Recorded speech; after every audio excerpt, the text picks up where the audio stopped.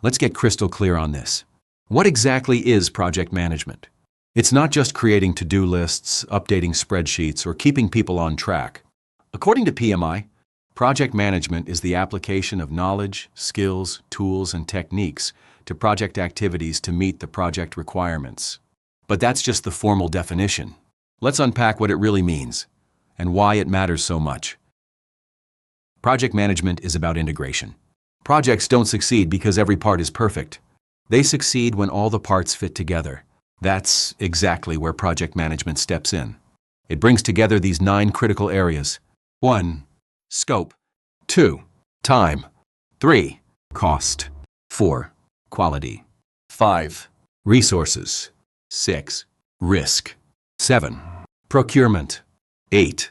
Stakeholders. 9. Communication. And the project manager is the glue holding all of this together. The role of the project manager. Let's understand this with an analogy. Think of a PM like the conductor of an orchestra.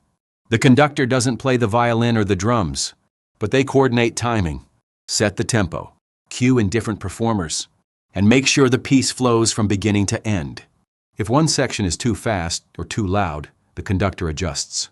The project manager does the same, not by doing every task, but by orchestrating the work, ensuring all parts of the team stay in harmony to deliver results. Balancing the iron triangle. A cornerstone of project management is managing the triple constraint, also known as the iron triangle. Let's look at each part. Scope, what needs to be done. Time, by when. Cost, at what budget. And here's the catch. Change one, and it affects the others. You want to add new features? That's increasing the scope. But now, you'll probably need more time or more budget to get it done. Want to finish the project faster? Then you might need to remove some features or spend more money by adding more resources.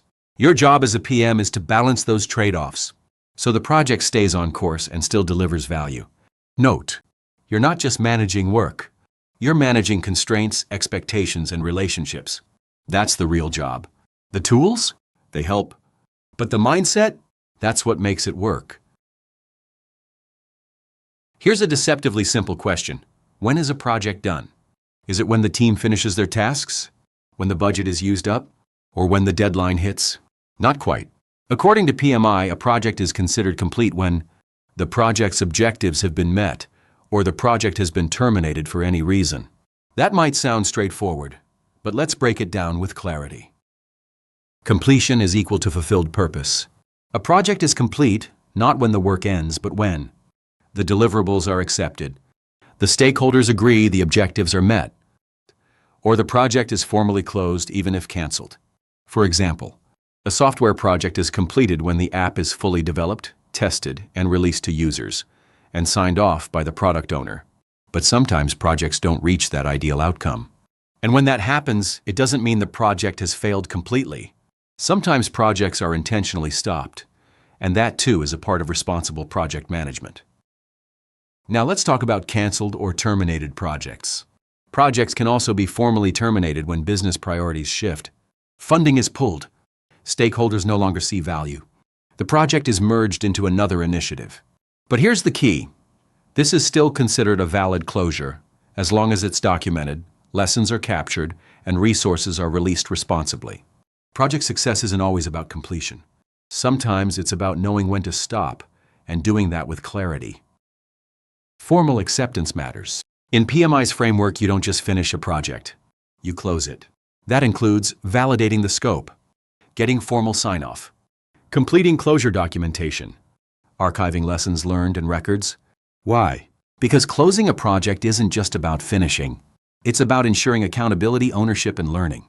And if you don't formally close the project, stakeholders may still expect changes. Teams may not shift focus. Knowledge may be lost. Here's the key. Completion is equal to deliverables plus acceptance plus closure. Think of project completion as a 3-part checklist. 1. Deliverables met. The product or service is created to the agreed standards. 2. Stakeholder acceptance. Clients or sponsors formally accept the results. 3. Project closure activities. Documentation, handovers, and knowledge transfers are done. Only when all 3 boxes are checked is a project fully complete. Let's start with a question. What do you think makes a project successful? Is it finishing on time, staying under budget, or making the client happy? The answer? All of the above and much more. Because success in project management is multidimensional. According to PMI, a successful project is one that meets its objectives, delivers value, and satisfies stakeholder expectations, while aligning with organizational goals. Now let's unpack that. The triple constraint, still relevant but not enough. For decades, project success was defined by the iron triangle. Scope, did we deliver what was promised? Time, did we finish on schedule? Cost, did we stay within budget? This model is still useful, but in modern projects, it's not the full story. For instance, you can be on time, on scope, and on budget, and still fail if your stakeholders aren't happy or the outcome has no value. So what defines success today? Modern success is equal to delivery plus value plus alignment. Let's take a closer look at that. Meeting requirements. Deliverables must match what was promised. Stakeholder satisfaction. Did the client, users, and sponsors feel their needs were met? Business value delivered. Did the project move the organization closer to its strategic goals? Team satisfaction. Was the project delivered without burning out the team? Long-term sustainability. Will the product or service perform well post-launch? In short, it's not just about getting it done. It's about getting it right. For example, consider a tech rollout done right. Let's say a healthcare company launches a new patient portal. The project was delivered on time, stayed within budget, provided patients with easy access to reports, was praised by both doctors and patients, increased online engagement by 60%. That's not just delivery success, that's value success. Now, compare that to a project that shipped on time but frustrated users or didn't get adopted. On paper, it's done, but in reality, it failed. Now let's understand the PM's role in success. As a PM, your job isn't just to track progress, it's to create the conditions for success. This includes aligning stakeholder expectations early, involving the right people, removing blockers for the team, and focusing on outcomes, not just activity. Because in the end, it's not about perfection, it's about purposeful delivery. Not all projects follow the same rhythm. Some demand detailed planning up front, others need continuous flexibility, and some walk the line in between. Now this is where project life cycles come in, the structure that guides how a project is executed, monitored, and delivered. Life cycles aren't just buzzwords, they're blueprints. The right one helps your team deliver smarter, not harder. So what is a project life cycle? A project life cycle outlines the phases a project goes through, from start to finish. Regardless of the approach, every life cycles include initiating, planning, executing, monitoring and controlling, closing. But here's the key. How you move through those phases and how often you revisit them depends on the life cycle model you use. Let's look at the three core types. 1. Predictive. This is the classic model. All planning happens up front. Scope, time, and cost are fixed. Changes are tightly controlled. Works best when requirements are clear and stable.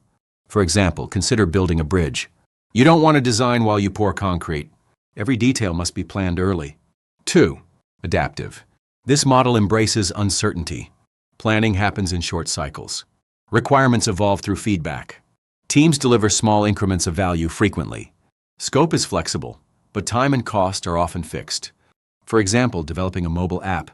You don't know exactly what users want until they try it, so you build, learn, and adapt quickly. Agile isn't chaos, it's controlled adaptability. 3. Hybrid.